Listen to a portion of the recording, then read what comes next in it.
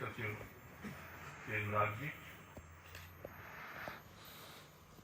हमारे सुरेंद्र जी और उपाध्याय जी, सभी अधिकारीगण और यहाँ पर उपस्थित हमारे भाई और बहनों, अच्छा लग रहा है। आप सब बहुत अच्छे लोग हैं, बहुत अच्छा काम किया आप लोगों ने और आगे अच्छा काम करेंगे, हमको पूरा विश्वास है। क्योंकि अगर आप पूरे मनोयोग के साथ 3 दिन तक यहाँ रह करके प्रशिक्षण प्राप्त कर रहे हैं तो निश्चित रूप से अच्छा काम आप करेंगे। मैं भी केवल आप लोगों से मिलने के लिए आया हूँ। प्रशिक्षण तो आप प्राप्त कर चुके हैं, हमको प्रशिक्षित नहीं करना है, केवल कुछ बातें आप लोगों के ध्यान में लानी है। क्योंकि 15 अगस्त 1947 को जब भारत आजाद हुआ तो सभी लोगों ने सोचा था, जिन्होंने अपनी कुर्बानी दी, कि अपने सपनों का भारत बनाएंगे और अपने सपनों के भारत कैसा भारत होगा। आप सब जानते हैं कि भारत सोने का चिड़िया था, भारत विश्व गुरु के पद पर आसीन था, भारत दुनिया का मार्गदर्शन करता था, भारत हर तरीके से श्रेष्ठ था। तीसरी और चौथी शताब्दी के बाद धीरे धीरे कहीं ना कहीं चारों तरफ से भारत के ऊपर आक्रमण प्रारंभ हुआ और देखते देखते स्थितियां बदली और जो हमारा एक महान भारत, महान संस्कृति, महान धर्म और महान अध्यात्म की दृष्टि से हम जाने जाते थे, उसमें कहीं न कहीं गिरावट। देखते देखते हम लोग 11वीं शताब्दी में आए। आप सब लोगों ने पढ़ा होगा अगर इतिहास, 1191 में तराइन का प्रथम युद्ध हुआ, 1192 में तराइन का द्वितीय युद्ध हुआ, उसके बाद 1206 में क्या हुआ आप सब लोग जानते हैं, मैं इतिहास में जाना नहीं चाहता। चलते चलते हम लोग 16वीं शताब्दी में आए, 17वीं शताब्दी में आए, आज़ादी की लड़ाई हुई, 1857 का स्वतंत्रता संग्राम हुआ। बहुत सारे लोग कुर्बान होते चले गए, मरते चले गए कि मेरी माँ को आज़ादी मिलनी चाहिए। सपना क्या था कि अपने सपनों का भारत बनाएंगे। लेकिन देखते देखते इतने संघर्षों के बाद जब 15 अगस्त 1947 को भारत आजाद हुआ, तब से लेकर के 21 साल बीत गए, लेकिन हम शुद्ध पीने का पानी लोगों को नहीं दे पाए। धीरे धीरे पानी जल स्तर नीचे होते चला गया। जब पहली जनगणना हुई थी तो उस समय भारत की जनगणना 36 करोड़ थी और भारत में पानी कितना था, प्रति व्यक्ति पानी 5177 घन मीटर के हिसाब से पानी था। देखते देखते जब जनगणना 2011 की हुई और हम लोगों की जनसंख्या 121 करोड़ पर पहुंच गई, तो पर पानी कितना बचा हमारे जिम्मे, तो प्रति व्यक्ति के हिसाब से 1447 घन मीटर पानी बचा। अब आप कल्पना करिए कि 5000 से घट करके हम लोग कितने पे आ गए। पानी धीरे धीरे घटता चला जा रहा है और पॉपुलेशन धीरे धीरे बढ़ती जा रही है, पानी का अभाव हो रहा है। अब जब पानी घट रहा है तो उसके कारण क्या हो रहा है, आर्सेनिक, फ्लोराइड, खारा पानी और जो प्रदूषित चला रहा है, जिसको पीने के बाद मैक्सिमम बीमारियों का कारण बन रहा है। अब हम पानी को शुद्ध पेयजल अगर पहुंचा दें तो लोगों के स्वास्थ्य की दृष्टि से बहुत अच्छा हो जाएगा। तो शहरों में तो लोगों ने पानी पहुंचाने की कोशिश की, लेकिन गांवों में भी शुद्ध पानी मिले इसकी चिंता किसी ने नहीं किया। तो पहली बार जैसे भारत के प्रधानमंत्री नरेंद्र भाई मोदी ने स्वच्छ भारत का अभियान चलाया, उज्ज्वला का अभियान चलाया, सौभाग्य का अभियान चलाया, सभी अभियानों को चलाया और उन्होंने कहा कि जब तक स्मार्ट विलेज नहीं बनेगा तब तक न्यू इंडिया का सपना साकार नहीं हो सकता। और स्मार्ट विलेज बनेगा कैसे, सड़क होगी, बिजली होगा, पानी, पानी बहुत इंपॉर्टेंट है। रहीमन पानी राखिए बिन पानी सब सून, और पानी गए लो उगले मोती मानस। पानी हमारे लिए बहुत इंपॉर्टेंट है। अब अगर शुद्ध पीने का पानी आप लेते हैं तो मैक्सिमम बीमारियों से हमको मुक्ति मिलती है और हमारा स्वास्थ्य अच्छा रहता है। एक किसान के लिए स्वस्थ होना बहुत जरूरी है, एक नौजवान के लिए स्वस्थ होना बहुत जरूरी है। घर में जितने लोग हैं, जहाँ कहीं भी पूरे समाज में लोग हैं, उनको सबको स्वस्थ रहना बहुत जरूरी है। इसके लिए पानी सबके घर पर अच्छे ढंग से पहुंचे, ये बहुत जरूरी है। आप में से बहुत लोग जानते हो कि पहले हम लोग तालाब की पूजा करते थे, कुएं की पूजा करते थे। दीपावली आती थी तो सबसे पहला दिया ले जाकर के कुएं की जगत पे रखते थे। शादी ब्याह होता था तो पहले तालाब पे जाके पूजा करते थे। तो हम कुएं की पूजा, तालाब की पूजा क्यों करते थे, ये बहुत इंपॉर्टेंट है। धीरे धीरे करके वो सब चीजें बंद होती चली गई और उसका कारण क्या हुआ कि तालाबों पे लोग कब्जा करने लगे और अपने दरवाजे के कुएं को पाट दिया, इंडिया मार्का 2 लगा दिया।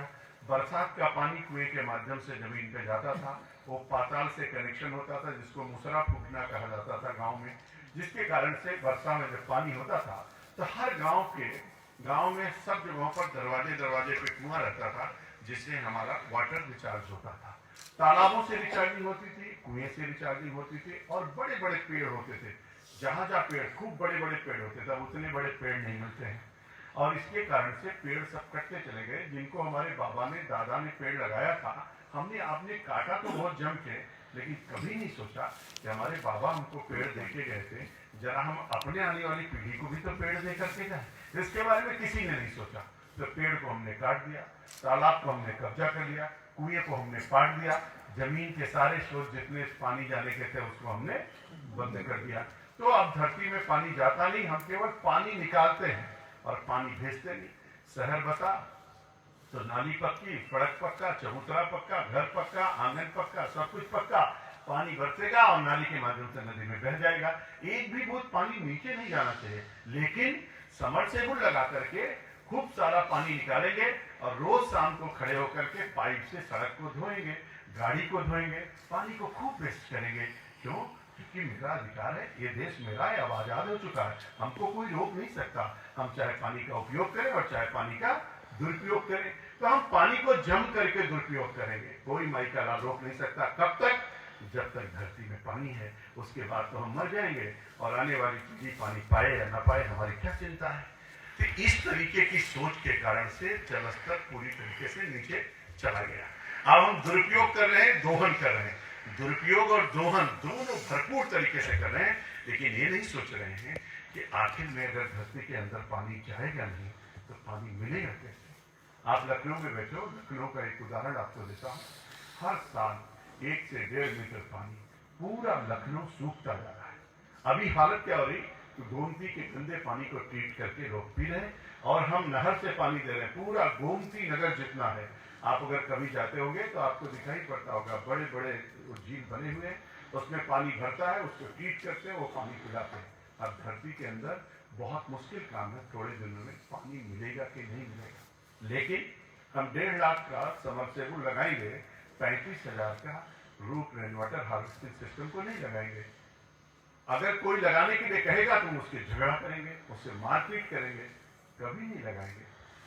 हम समरसेबुल 1.5 लाख का लगा सकते हैं, लेकिन 35,000 का छत का पानी धरती के नीचे ले जाएं और जितना पानी हम लेते हैं कम से कम उतना पानी धरती माता को दे, नहीं करेंगे।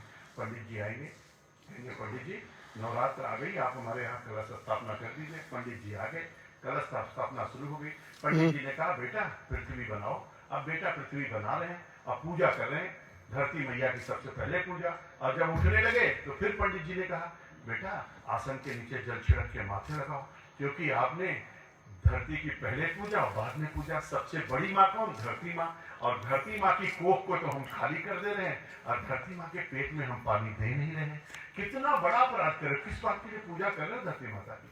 आप सोचते हो कि हल्दी से धरती बना देंगे तो धरती माँ प्रसन्न हो जाएगी?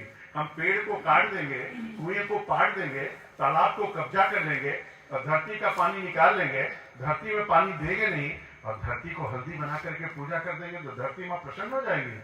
कभी नहीं हो सकता है। प्रकृति की पूजा हमारे यहाँ सबसे पहले बताइए। अगर आपको ध्यान में हो तो ऋग्वेद की जितनी सूक्तियां हैं उसमें सूर्य की पूजा, चंद्र की पूजा, ब्रह्म की पूजा, अग्नि की पूजा, प्रकृति की पूजा। प्रकृति ही हमारी पूजा का आधार है। क्यों? क्योंकि अगर प्रकृति नहीं रहेगी तो हम आप नहीं रहने वाले हैं। आप बच नहीं सकते हो, प्रदूषण बढ़ेगा, ऑक्सीजन मिलेगा नहीं, शुद्ध पानी नहीं मिलेगा तो हमारा आपका जीवन नहीं चलेगा। सोचने के लिए कोई तैयार नहीं, लेकिन माननीय प्रधानमंत्री नरेंद्र भाई मोदी सोच रहे हैं कि ये देश बचे, ये देश बढ़े, हम आप सुरक्षित रहें, हमारा घर परिवार सुरक्षित रहे, हम आप स्वस्थ रहें। इसलिए शुद्ध पीने का पानी लोगों को प्राप्त हो, इतना बड़ा चिंतन दिल्ली में बैठे हुए भारत के प्रधानमंत्री कर रहे हैं। अगर भारत के प्रधानमंत्री इतना बड़ा चिंतन कर रहे हैं और उन्होंने एक स्टेप, बहुत लोग खड़े होते हैं, बहुत बुद्धिजीवी जो बहुत बुद्धिमान है खड़े होते हैं, अगला विश्व युद्ध पानी के लिए होगा। फलाने ने कहा, क्यों विश्व युद्ध पानी के लिए होगा? अरे 130 करोड़ 35 करोड़ का भारत और इसमें बैठे हुए लोग अगर एक एक आदमी ठान ले तो 1 साल के अंदर हम धरती के कोख को भर सकते हैं। इतनी ताकत भारत के अंदर। क्योंकि शुद्ध होगा, सबसे ज्यादा पानी हमारे यहाँ, राप्ती हमारे यहाँ, रोहिन हमारे यहाँ, घाघरा हमारे यहाँ, शारदा हमारे यहाँ, गंगा हमारे यहाँ, जमुना हमारे यहाँ, सरस्वती हमारे यहाँ, सोन हमारे यहाँ, गंडक हमारे यहाँ, सारा सब कुछ हमारे यहाँ। किस बात के लिए पानी का संकट होगा? अरे जाग जाइए, आप सो रहे हो इसलिए संकट है। जिस दिन जगोगे उसी दिन सारा संकट समाप्त हो जाएगा।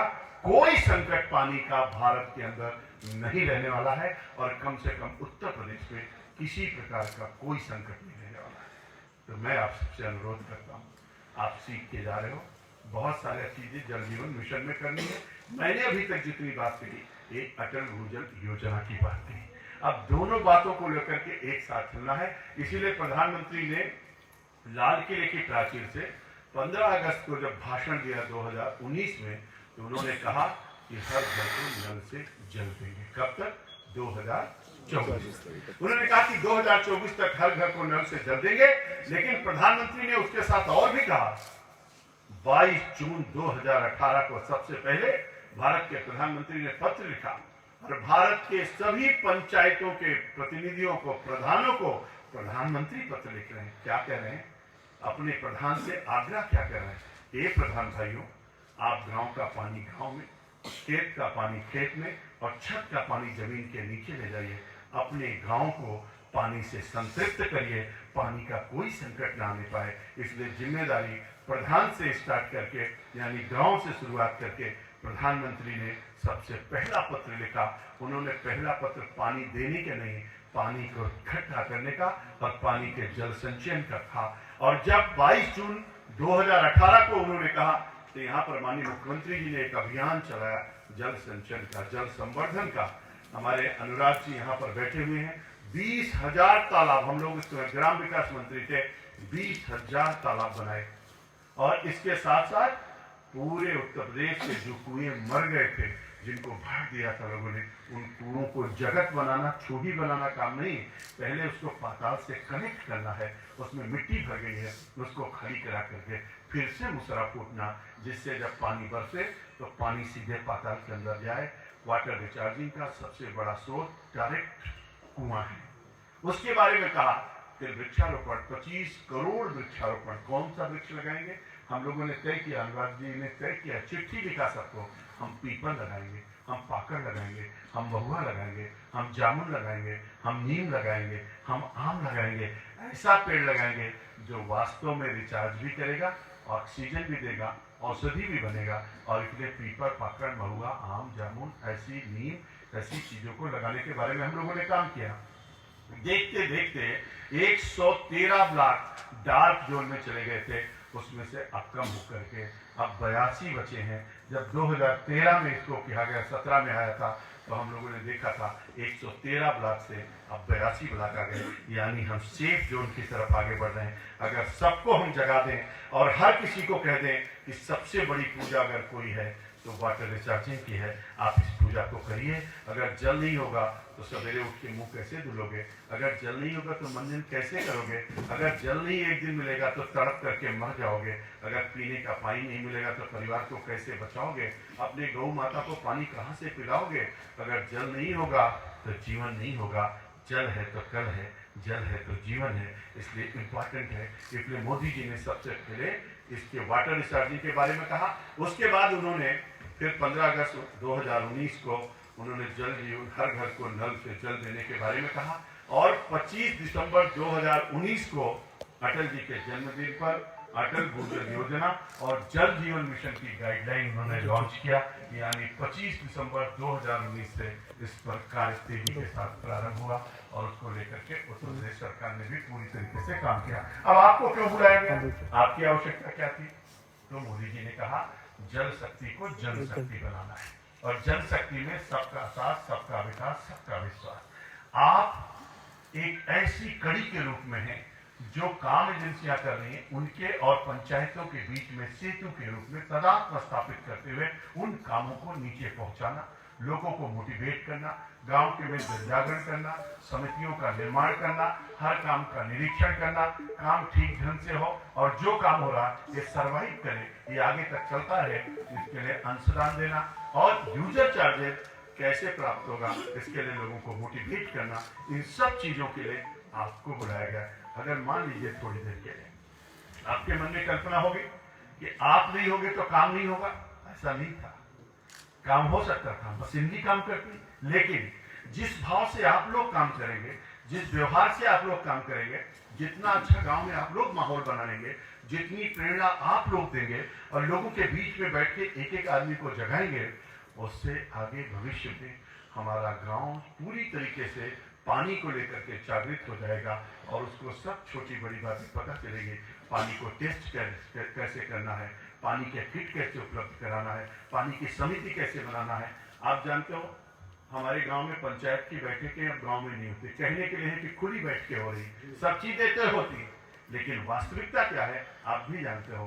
प्रधान जो चाहते हैं, पंचायत के सेक्रेटरी जो चाहते हैं, वो लिख करके प्रस्ताव कर देते हैं और उसी पर काम होता रहता है। आपको पता है कि गांव में स्वास्थ्य समिति बनती है, गांव में पानी समिति, जल समिति बनती है, गांव में विभिन्न समितियां बनती हैं, उसका बाकायदे चुनाव होता है। लेकिन अब चुनाव क्या है, वहां प्रधान और बीडीसी के चुनाव के अलावा बाकी जिसका फार्म आ गया वो सब चुन लिए जाते हैं और वो जिंदगी में जानते नहीं कि हम भी चुने गए हैं, हम भी किसी समिति के सदस्य हैं, उसकी कभी बैठक नहीं होती। आपका सबसे महत्वपूर्ण रोल है उनको जगा देना और उस समिति को जिंदा कर देना और उनको सबको काम पे लगा देना, उनको लेकर के चलना।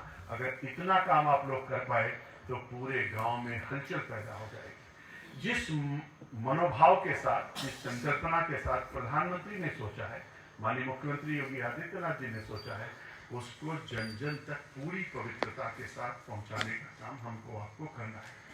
और उत्तर प्रदेश बहुत बड़ा है, आप सब लोग जानते हो कि अभी बुंदेलखंड और विंध्य क्षेत्र में बहुत दिन पहले ये होता था कि ट्रेन से पानी आएगा पीने के लिए। आप लोगों को सबको न्यूज में पता चल रहा था, बहुत सारे एरिया में पीने का पानी नहीं मिलता था। लेकिन योगी आदित्यनाथ जी के मुख्यमंत्री बनने के बाद से लेकर के आज तक, जब से आदरणीय योगी जी मुख्यमंत्री बने हैं तब से लेकर आज तक आपको कभी आवाज आई बुंदेलखंड से पानी के लिए? एक भी दिन आवाज नहीं आई होगी और विंध्य क्षेत्र से भी आवाज नहीं आई। इतना अच्छा मैनेजमेंट हम लोगों ने कहा कि अब बुंदेलखंड और विंध्य क्षेत्र के किसी को कोई समस्या नहीं होने पाएगी और उसके लिए अभी व्यवस्था की गई है। सबसे पहले बुंदेलखंड और विंध्य क्षेत्र में पाइप से लोगों के घर तक जल पहुंचाने के लिए काम शुरू हो चुका है, बहुत तेजी के साथ काम हो रहा है। अब उत्तर प्रदेश के बाकी हिस्सों में हम लोग तेजी के साथ काम करने जा रहे हैं। 1 लाख 1.5 लाख मिस्त्री की ट्रेनिंग देने जा रहे हैं, 1,28,000 राजमिस्त्रियों की ट्रेनिंग देंगे।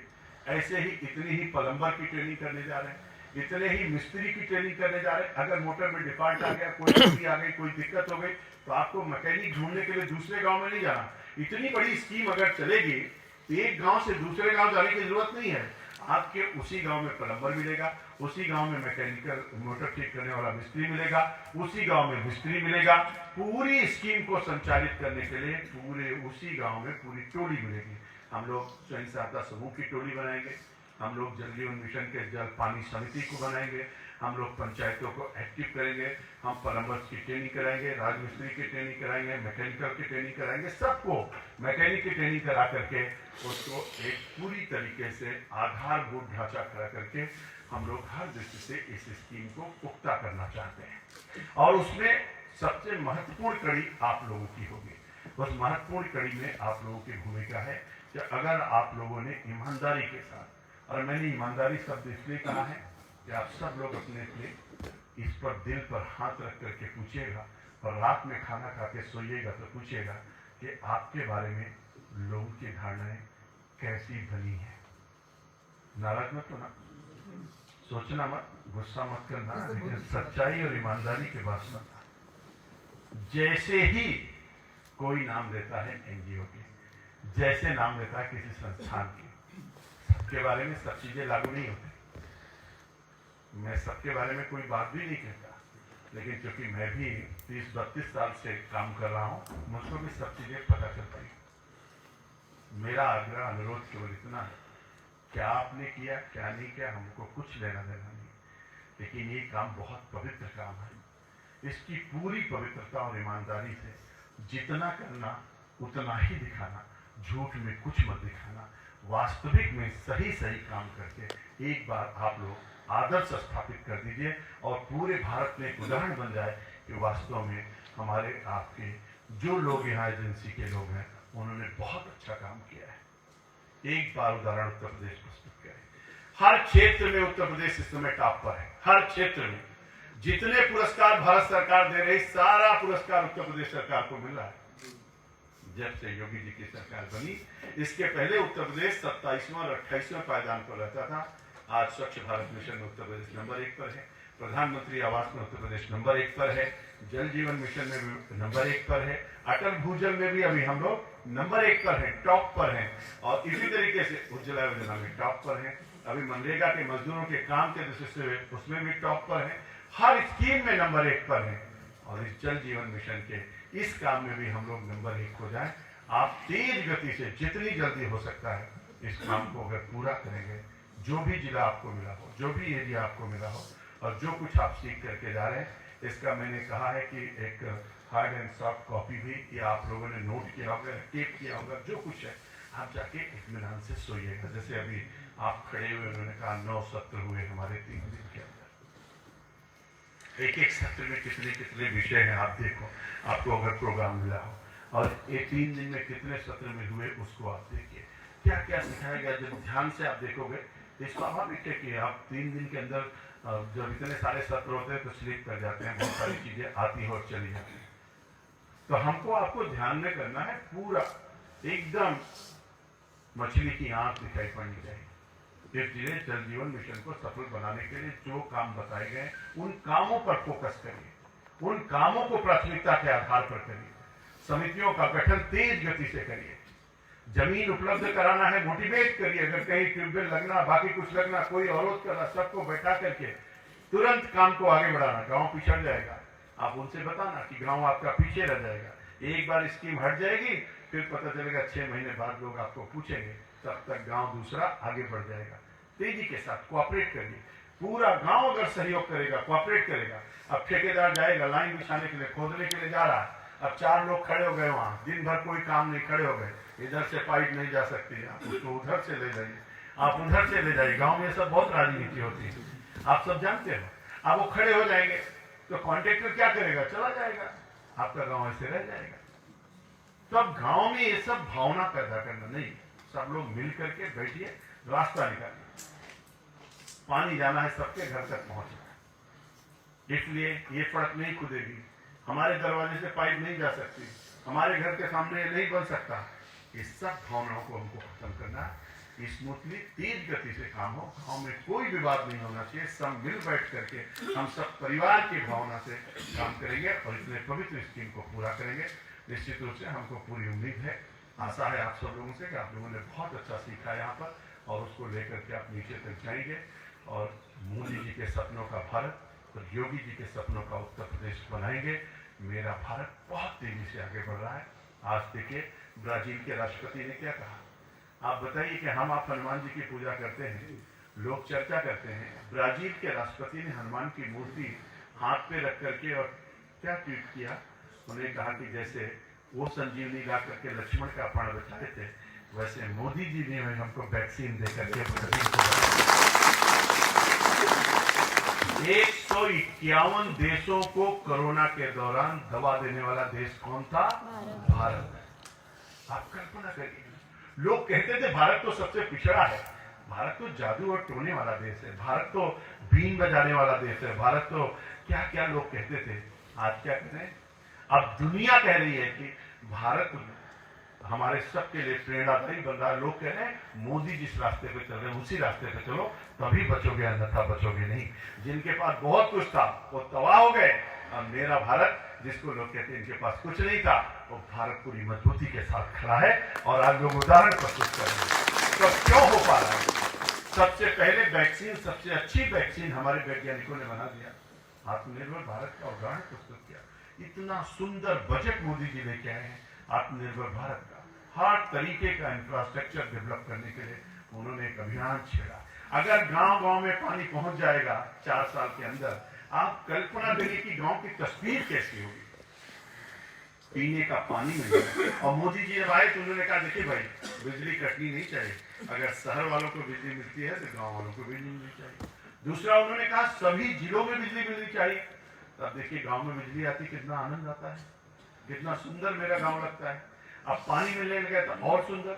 अब उसके बाद उन्होंने कहा कि सब जगह हमको कनेक्ट करना है, जैसे इंटरनेट कनेक्शन हो रहा है।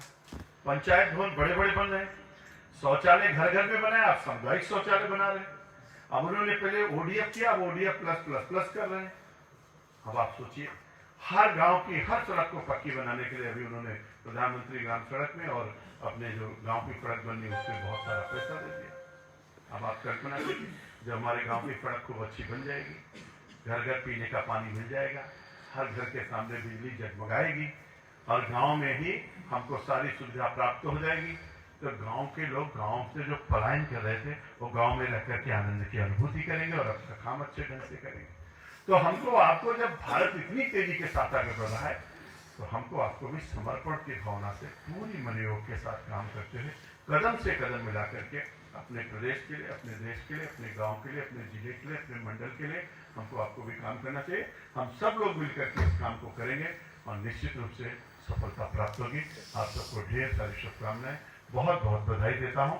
लेकिन एक बार फिर से कहना चाहूँगा, आपने जितने ट्रेनिंग प्राप्त किया इसको अध्ययन करिए, पढ़िए और समझिए हमको क्या करना है वास्तव में, और जितने काम करने उस पर फोकस करिए। आपकी जो टीम लगने वाली है, आप तो दो लोग आए हो, बहुत बड़ी टीम आप लगाने वाले हैं, उस टीम को आपको प्रशिक्षित करना है।